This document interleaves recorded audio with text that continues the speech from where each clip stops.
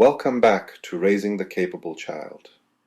I'm Dr. Toye Oyelese, sitting here in my usual corner, a mug of tea by my side, still not quite sure if it'll ever thaw out the memory of my first Canadian winter. But that's a story for a bit later.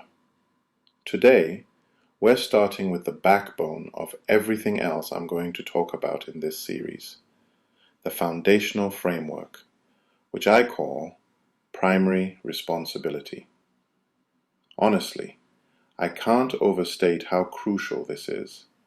Everything else I've shared, guiding kids through their blur, what we talked about last time, about helping versus enabling, all of that stuff builds on this one idea. Here's the heart of it. The most important relationship your child will ever have, it's not with you, not with their friends, not with a future spouse. It's the one with themselves. Every other relationship they'll ever have flows from that self-knowledge, that ability to navigate their own ups and downs. I always say, sometimes to my son's irritation, that being your own best friend isn't just a feel-good poster quote. It's essential, because everything starts there. So what is primary responsibility? It's your child's job, not yours, to figure themselves out. Your child is responsible for their own survival, for their own thriving, for becoming their own person.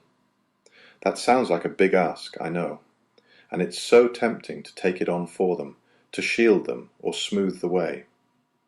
But from the moment they started as that determined little sperm cell, then a wobbly newborn rooting for milk, survival was their challenge, and they rose to it every step. That urge, that drive, it's built in. I can't stress enough, your job as a parent isn't to take over, it's to facilitate. And here's where I'll bring in that story I always tell, about arriving in Canada, a nervous, skinny young doctor from Nigeria, bundled in a coat 2 sizes too big because I didn't really understand -30. I had to navigate the system here myself. No one could pass those licensing exams for me. But did that mean I had no help? No. There were supports. A library where I found warmth to study. The licensing board with actual, written, clear requirements. People who'd been there before, who shared what they could. None of those people substituted for my own work. They facilitated. And because no one took my place, I owned the success. The same is true for our children. Support, guidance, resources, all of that is facilitating. Taking over is substituting. And when we substitute, we rob them of the learning that comes with the struggle. So what does primary responsibility look like as kids grow? It shifts, but it never goes away. If anything, it becomes more central with each new stage. When your toddler is determined to feed themselves, you already know the spoon is going to end up on the floor. But if you jump in and do it for them, because honestly, who wants to spend the rest of the day cleaning blueberry yogurt off the wall? You've taken over. But if you let them try, teach them how spoons work, and pile on the patience, you're facilitating. They learn will. I can do things myself, by doing, not by being rescued. It's the same when they hit school age. At 9, my role was answering questions, making sure there was a quiet table for homework, teaching how to break down big projects, not sitting there tracking every assignment, or, let's be honest, writing the project myself because the Build a Solar System kit should have come with superglue and the therapist, not just foam balls.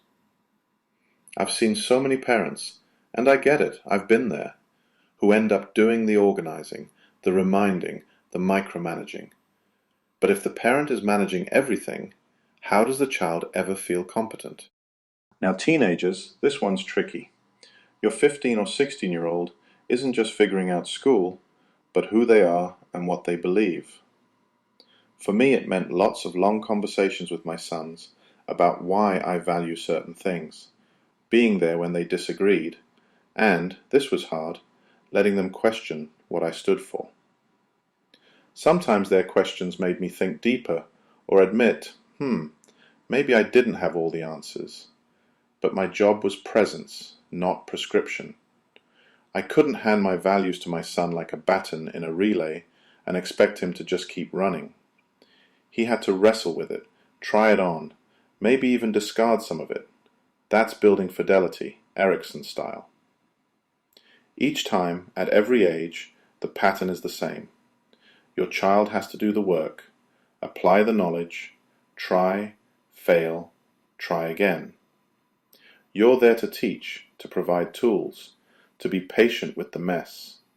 And yes, you're probably cleaning up spilled milk, both literally and metaphorically. But the mess is part of building capability. A few quick stories here. 3, actually. When my older son was 3, he insisted on pouring his own milk. I could have stopped him, and honestly, on some sleep-deprived mornings, I wanted to. But watching him figure it out and dealing with the spill taught him more than if I'd just done it for him.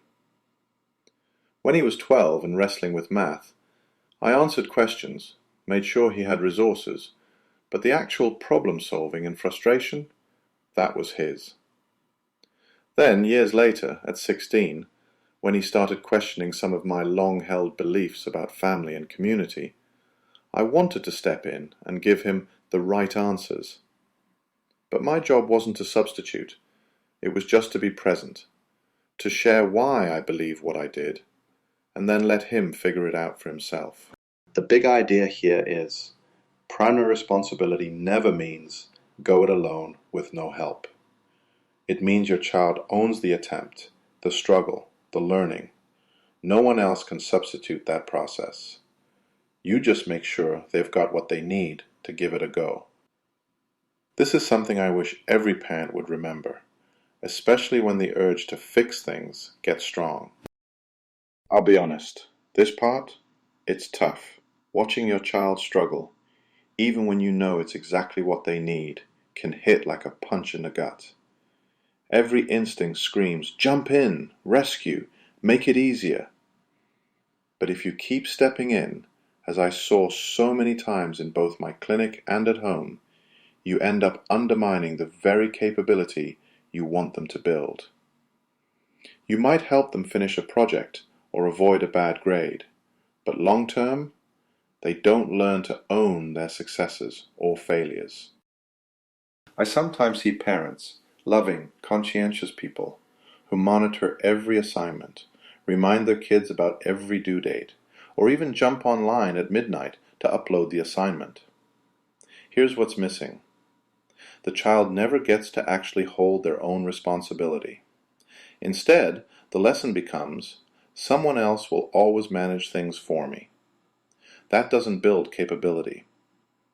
When you stand back, painful as it might be at first, and let your child stumble, make mistakes, scramble to catch up, they build problem-solving muscles. They learn what works for them, how to recover, and what needs to change next time. There are a few key questions I want you to keep handy, sort of like a flashlight for those foggy parenting moments. Whose responsibility is this? Am I teaching or am I doing?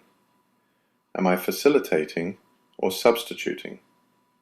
And, this is the hardest one, will my next action help them take responsibility, or will it take the responsibility away?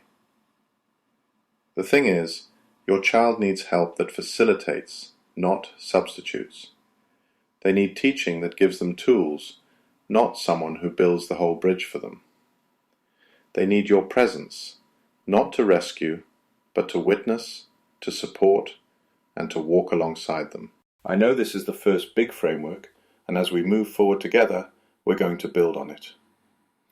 Next, we'll talk about the process method, the how of developing capability.